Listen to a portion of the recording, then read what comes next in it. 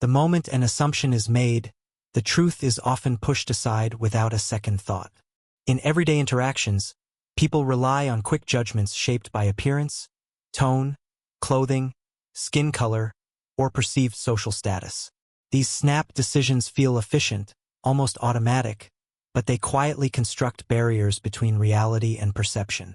When someone is labeled before being understood, everything that follows is filtered through that false image.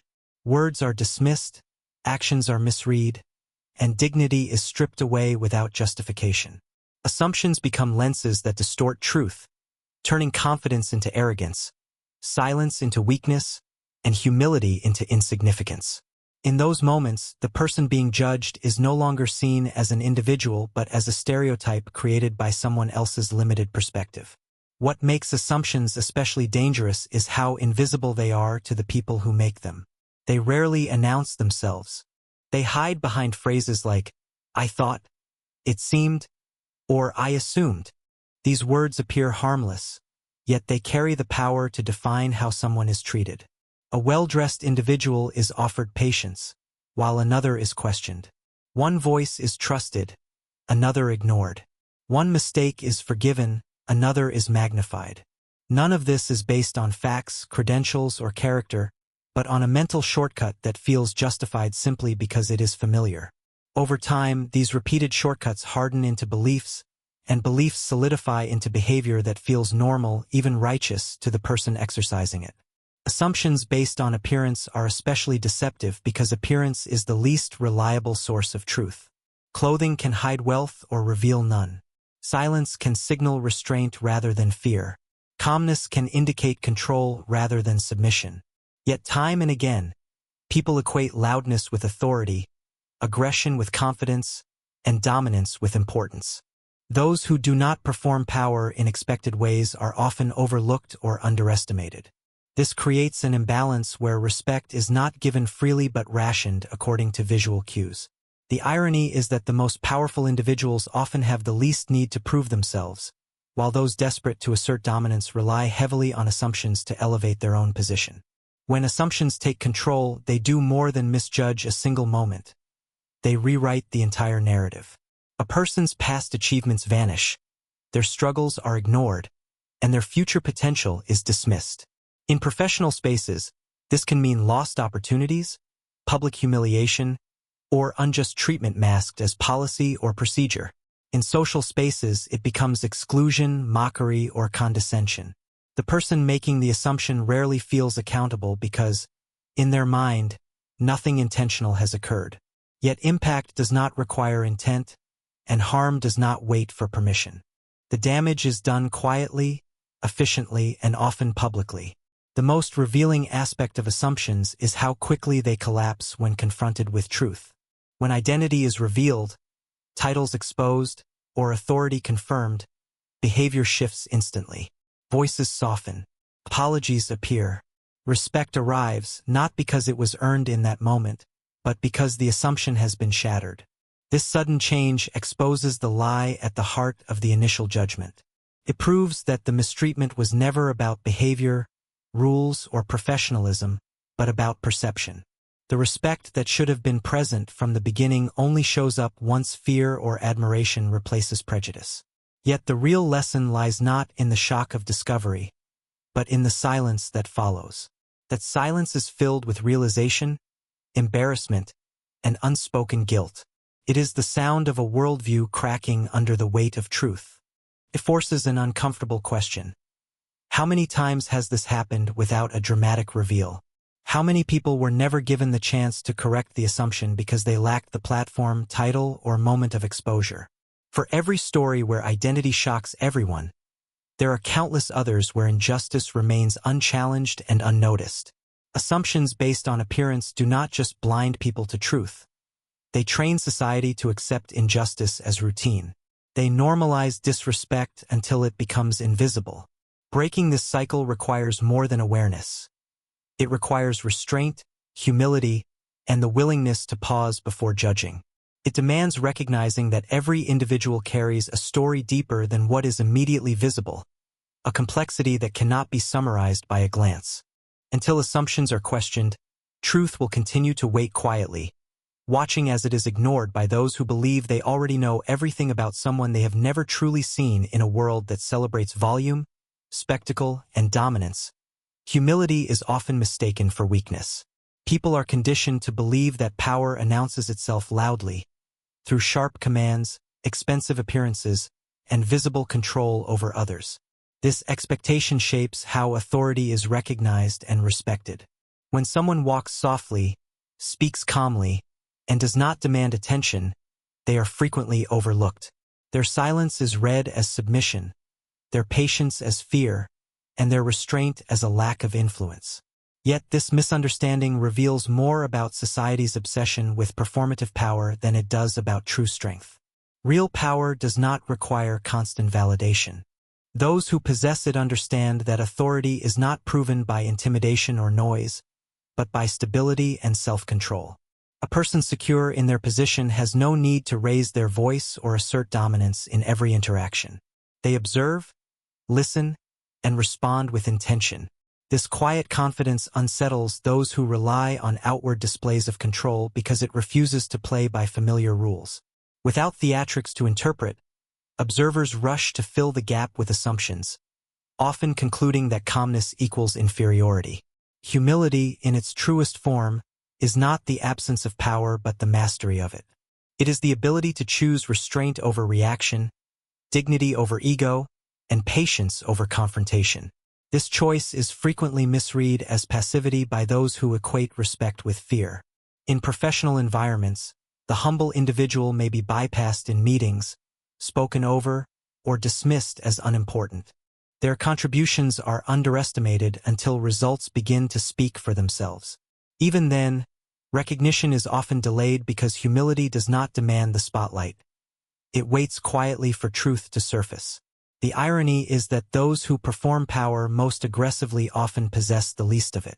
They rely on titles, uniforms, and authority granted by systems rather than earned through character or competence. Their confidence is fragile, easily threatened by anyone who does not respond with expected deference. When confronted with calm resistance or quiet assurance, they interpret it as disrespect rather than strength. This misinterpretation fuels conflict, as they attempt to reassert dominance over someone who was never challenging them in the first place. Quiet power also carries the ability to endure disrespect without being diminished by it. This endurance is not rooted in submission but in perspective. When a person knows who they are, external validation loses its grip. Insults lose their sting, and temporary humiliation does not define identity.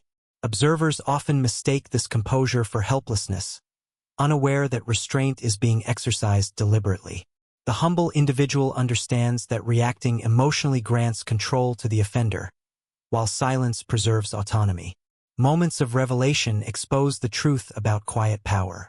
When identity, position, or influence is finally revealed, the shift in behavior is immediate and telling. Those who once dismissed or disrespected suddenly become cautious, apologetic, or overly polite. This transformation highlights the superficial nature of their earlier confidence. It was never grounded in fairness or professionalism, but in a hierarchy built on assumptions. The presence of real power disrupts this hierarchy, forcing a reevaluation of attitudes that were previously unquestioned. What makes humility so powerful is its consistency. Unlike performative authority, it does not fluctuate based on audience or circumstance. It remains steady in private and public, in comfort and adversity. This consistency builds trust over time, even if it is not immediately recognized. People may not notice it at first, but they feel its impact through fairness, reliability, and measured decision-making. Quiet leaders inspire loyalty not through fear, but through respect that grows organically. The failure to recognize power in humility reflects a deeper societal issue: the inability to value substance over appearance. When dominance is prioritized over wisdom, noise over insight, and ego over integrity, true leadership is obscured. Those who wield quiet power often become the unseen pillars of organizations and communities, holding systems together without recognition. Their influence is not broadcast, yet it shapes outcomes in profound ways. Understanding that power often hides behind humility requires a shift in perception. It demands listening more than speaking, observing more than judging, and questioning the instincts that equate loudness with importance. Until this shift occurs, society will continue to reward performance over principle, mistaking shadows for substance and overlooking the strength that stands calmly in plain sight. Racism is often imagined as something loud, violent, and unmistakable, yet its most common form is quiet and routine. It lives in everyday interactions where no one raises their voice and no obvious slur is spoken. It appears in subtle decisions, dismissive tones, and selective enforcement of rules. These moments are easy to ignore because they are wrapped in normalcy, disguised as policy, professionalism, or misunderstanding. Because they do not look dramatic, they are rarely challenged, allowing bias to operate freely without consequence. In routine environments, racism gains its strength from predictability. Airports, offices, hotels, stores, and public spaces function on repetition and structure. People expect procedures to be followed and authority to be respected. This creates the perfect cover for discrimination, as biased actions can be justified as standard practice. A request becomes a command, a suggestion becomes a warning, and an assumption becomes a decision. Those subjected to this treatment are often told that nothing personal is happening, even as they feel singled out in ways that are impossible to prove in the moment. The danger of routine racism lies in its deniability. When confronted, those responsible can retreat behind language that sounds neutral. They insist they were only following rules, maintaining order, or doing their job. This explanation is convincing to outsiders who were not directly affected, making the experience of the victim seem exaggerated or emotional. Over time, this dynamic trains marginalized individuals to question their own perceptions, wondering whether what they felt was real or imagined.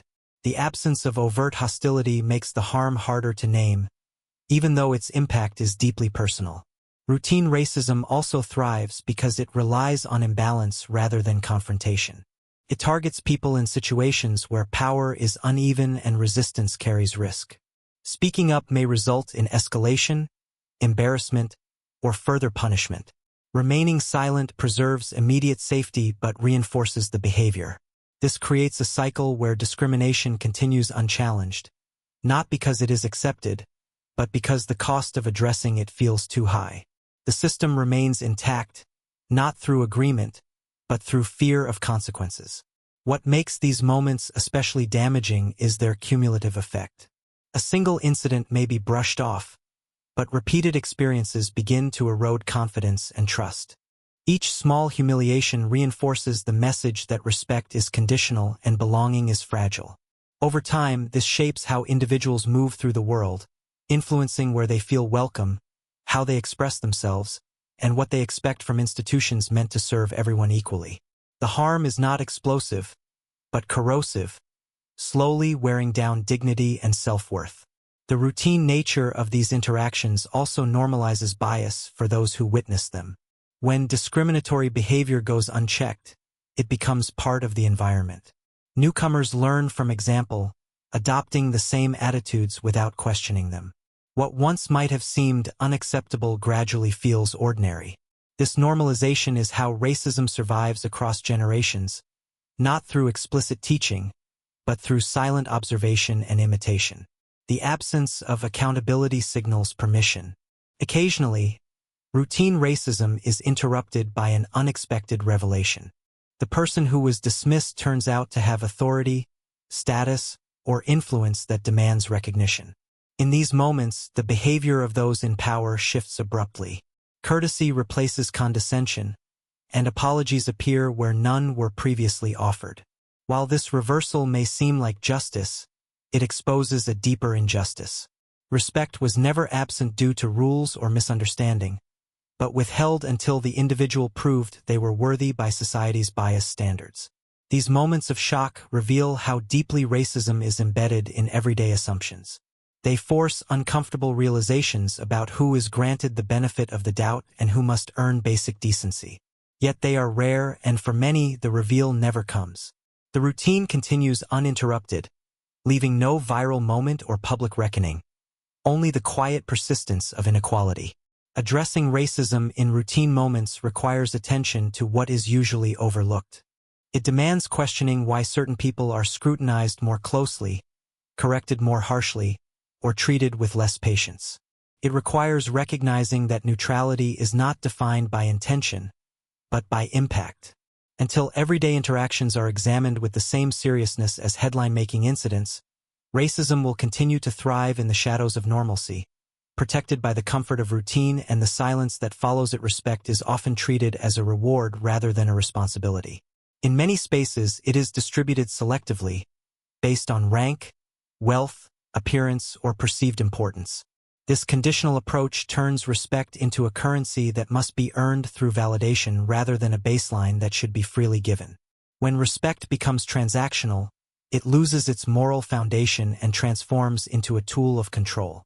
People begin to measure how much dignity someone deserves before deciding how to treat them, creating invisible hierarchies that govern everyday interactions. Tying respect to status encourages shallow evaluations of worth.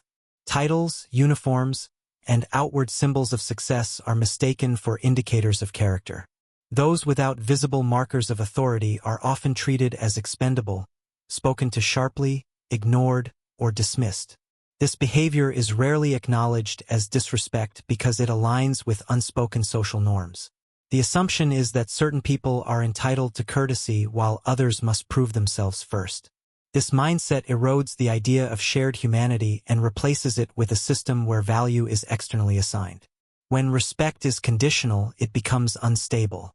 The moment someone's status is questioned or unknown, their treatment changes. Politeness fades, patience shortens, and empathy disappears. This instability reveals that the respect being shown was never genuine, only strategic. It was offered not out of recognition of another person's dignity, but out of fear, obligation, or expectation of benefit. Once those incentives vanish, so does the courtesy. This creates environments where people are constantly assessing their position, unsure of how they will be treated from one moment to the next. The consequences of conditional respect are especially severe for those who already face systemic bias. When race, gender, or appearance influences how status is perceived, entire groups are denied basic decency as a default. They are required to overperform, overexplain, and overcompensate simply to be treated neutrally. This constant burden is exhausting and dehumanizing. It sends a clear message that respect is not a right, but a privilege granted only when societal expectations are met. Unconditional respect, by contrast, does not depend on recognition or reward. It is rooted in the understanding that every person deserves dignity regardless of their position. This form of respect sets a standard that does not fluctuate with circumstances. It guides behavior even when no one is watching and no advantage is gained. Practicing unconditional respect requires humility, as it means relinquishing the power to judge someone's worth based on external factors. It challenges deeply ingrained habits of comparison and hierarchy. The failure to offer unconditional respect often reveals insecurity rather than authority. Those who withhold courtesy until status is confirmed are protecting their own sense of superiority. They fear extending dignity to someone they perceive as lower, as if respect were a finite resource that could diminish their own standing. In reality, respect is not depleted by generosity. It is strengthened by consistency. Treating everyone with dignity reflects confidence, not weakness. Moments when identity or status is suddenly revealed expose the hollowness of conditional respect. The abrupt shift in tone and behavior is a silent confession. It acknowledges that earlier treatment was unjustified and driven by assumption rather than principle. Apologies may follow, but they cannot erase the truth that respect was contingent, not inherent. These moments are uncomfortable because they force recognition of bias that was previously invisible to the person displaying it.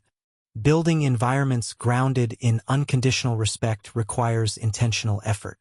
It means establishing norms where courtesy is expected regardless of who is present. It involves holding people accountable not only for overt misconduct, but for subtle patterns of dismissal and condescension. It also demands self-reflection, as everyone carries unconscious biases shaped by culture and experience. Recognizing these biases is not an admission of failure, but a step toward fairness. When respect is no longer tied to status or identity, interactions become more honest and humane. People are free to exist without constantly proving their worth. Authority becomes less about dominance and more about responsibility. In such spaces, dignity is not negotiated or revealed at the last moment, but assumed from the beginning. Shaping a culture where equality is practiced rather than proclaimed authority is often justified as a necessity for order, structure, and efficiency. In theory, it exists to guide, protect, and serve. Yet when authority operates without empathy, it shifts from guidance to control, from leadership to dominance. Rules become rigid weapons rather than flexible tools, and power is exercised without consideration for human impact. In these moments, authority stops serving people and begins demanding submission, creating an environment where compliance matters more than dignity. Empathy is what gives authority its legitimacy. It allows those in power to recognize the difference between enforcing rules and enforcing fairness. Without it, decisions are made in isolation, detached from context and consequence. A policy may be technically correct, yet morally wrong when applied without understanding. Authority figures who lack empathy often hide behind procedure, insisting that their actions are justified simply because they are permitted. This reliance on rules as shields removes accountability and replaces judgment with convenience. When empathy is absent, authority becomes impersonal and cold. Individuals are reduced to problems to be managed rather than people to be understood. Tone hardens, patience disappears, and communication becomes transactional. Requests are delivered as commands, and questions are treated as challenges. In such environments, fear replaces trust. People comply not because they respect authority, but because they fear retaliation or humiliation. This fear-driven compliance may create short-term order, but it breeds long-term resentment and disengagement. Oppression does not always announce itself through force. Often, it emerges quietly through repeated acts of disregard. A voice ignored, a concern dismissed, a boundary crossed without acknowledgement.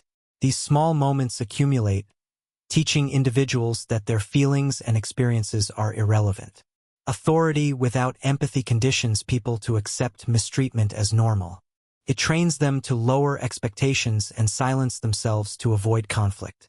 Over time, this normalization of disrespect erodes self-worth and agency. Those who exercise authority without empathy often mistake obedience for respect. They interpret silence as agreement and compliance as approval.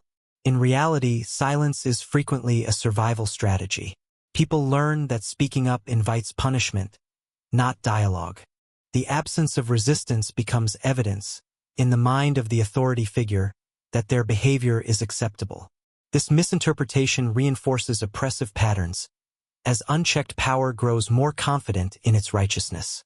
The lack of empathy also distorts perception. Authority figures may convince themselves that they are impartial, even as their actions disproportionately harm certain individuals or groups. Without empathy, they fail to see how their tone, assumptions, or decisions are shaped by bias. They may genuinely believe they are treating everyone equally while ignoring unequal outcomes. This blindness allows oppression to persist under the guise of neutrality. Empathy does not weaken authority. It strengthens it. It introduces perspective, reminding those in power that rules exist to serve people, not the other way around. Empathy encourages listening before reacting and understanding before enforcing. It allows authority to adapt to complexity rather than forcing reality to conform to rigid expectations. Leaders who practice empathy command respect not through fear, but through fairness and consistency. When authority is paired with empathy, accountability becomes possible. Decisions are explained, not imposed. Mistakes are acknowledged rather than defended. This transparency builds trust and reduces conflict. People are more willing to cooperate when they feel seen and heard. Empathy transforms authority from a tool of control into a framework for mutual respect, where power is exercised responsibly and with awareness of its impact. The absence of empathy reveals itself most clearly when authority is challenged by vulnerability. A calm explanation, a respectful question, or a quiet refusal is met with hostility. Instead of engaging, authority escalates. This escalation exposes insecurity, not strength. It shows an inability to tolerate perspectives that disrupt control. Oppression thrives in this insecurity, feeding on the need to assert dominance at all costs. Authority without empathy ultimately isolates those who wield it. Surrounded by compliance but deprived of honesty, they operate within an echo chamber of obedience. Feedback disappears, replaced by avoidance. The system may appear functional, but beneath the surface, trust has collapsed. What remains is control without connection, power without purpose, and order maintained through pressure rather than principle. Silence has a language of its own, one that often speaks louder than words ever could. In moments of public humiliation or exposed injustice, the sudden absence of noise can carry more meaning than the insults that came before it. When laughter fades, voices drop, and movement stills, that silence reveals a collective recognition of error. It is the sound of realization settling in, of assumptions collapsing under the weight of truth. No explanation is needed because everyone present understands what has just been exposed. This kind of silence is not peaceful. It is heavy. It fills the space with discomfort and unspoken acknowledgement. Those who moments earlier felt confident in their judgments now face the mirror of their own behavior. The quiet becomes a refuge and a punishment at the same time. It offers a pause to process shame, yet it also traps individuals in awareness of their wrongdoing. In that stillness, excuses have nowhere to hide, and justifications lose their power. Silence after revelation exposes the fragility of prejudice. Bias relies on noise, on casual remarks, jokes, and confident assumptions. It thrives when no one questions it. The moment truth disrupts the narrative, prejudice loses its voice.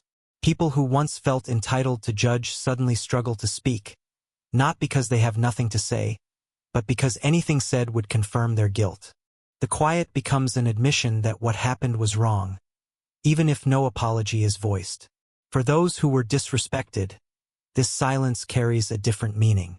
It is validation without celebration, justice without triumph. There is no satisfaction in watching others realize their mistake, only a quiet affirmation that the mistreatment was never deserved. The silence acknowledges dignity that was denied earlier. It confirms that the individual's calm endurance was not weakness, but strength. In that moment, the absence of laughter restores balance more effectively than any confrontation could. This silence also serves as a lesson to observers. Teaches without instruction. Witnesses learn how quickly confidence can turn into embarrassment, how authority can dissolve when built on false assumptions. The lack of words forces reflection, as there is no narrative to distract from the truth. Each person is left alone with their thoughts, confronting their role in what occurred, whether as a participant or a bystander. Yet silence is not resolution. While it reveals awareness, it does not guarantee change. Many people leave such moments carrying discomfort without transformation. They may recognize the mistake but fail to examine the beliefs that led to it.